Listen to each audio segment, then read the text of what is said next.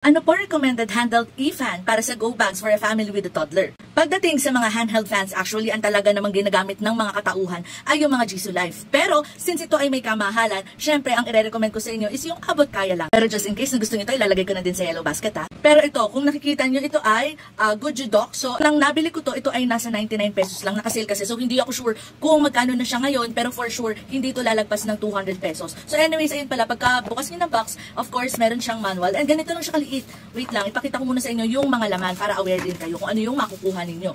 So, ito, meron na din siyang kasama na yung pinaka-charger, which is yung Type-C.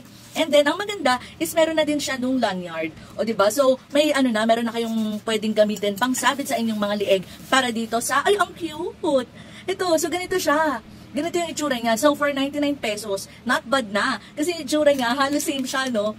Halos same siya. So, mas maliit lang to ng very light, tapos iba lang itsura. So, sa likod, ayan, merong, on-off, tapos buksan natin.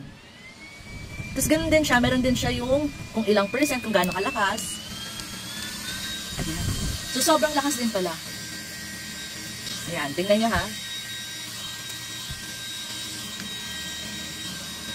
So, malakas din ang kanyang pinaka-ayan. Malakas din yung kanyang pinaka-hangin. In fairness. O, diba? So, not bad na for below 100 pesos nung nabili ko to. So, again, ngayon, i-check nyo na lang kung magkano na siya. Kasi ako nung nakuha ko, 99 pesos to. So, murang-mura, below 100 pesos. Ayan, ganun siya.